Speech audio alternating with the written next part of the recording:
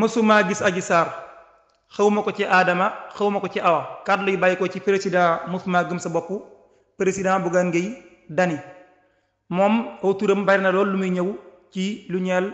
affaire Sweet Beauté cooy dox ci diggante Ousmane Sonko ak Adji Sarr bi ci mujj mooy enregistrement audio yi nga xam ne génn na te ka cay wax ñu ne Adji Sarr la moom mii nag aw turam mooy patron bu D-Média dégg leen daal mu daal di ñëwaat beneen yoon ñu dugg ci aw turam déclaration boo xam ne Adji Sarr ma nga cay wax di wax daal ne ki nga xam ne mooy leader bu Gëm Sa Bopp daf koy faral di woo gi ci aju moom nag tey jii dañ ko ci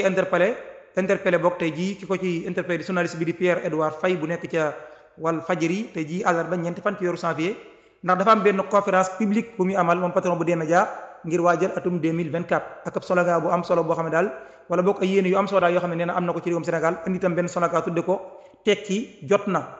tey jii nag ay journalistes yu bari di ko interpellé di ko laaj muy am fële ca Sen TV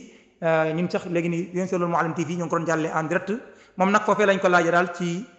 mbirum Adji Sarr mi nga xam ne daal turam bi ñu ciy ñëw bari na Bougane Gueye Dany daal ba muy tontu lii la wax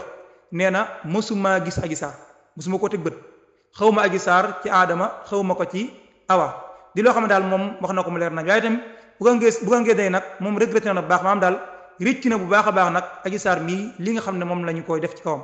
moom daal jàpp na ne Adji Sarr mii li am ci moom dañ koo jël di ko instrumentaliser ngir jëfandikoo ko ci wàllum politique moom daal moom jigéen la joo xam ne dañ ko jël ngir di ko jëfandikoo ci wàllum politique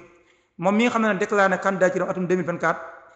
président Bougane Gueye Dany daal jàpp na ne li nekk ci ginnaaw mbirum Adji Sarr gi yëpp complot kese la Adji Sarr complot dong nekk ci ginnaaw Adji Sarr maanaam moom dañ koy complot dong la li ñu ciy wax lépp complot la dañ ko bëgg a def ngir jaar ci justice ngir maanaam ngir xañ adversaire boo xam ne dafa am yéene jiite réewum Sénégal ñu xañ ko mu jiite réew mi loolu dong moo tax ñu jël ko di ko jëfandikoo waaye mbirum politique képp la waaye li ci am dara amu ci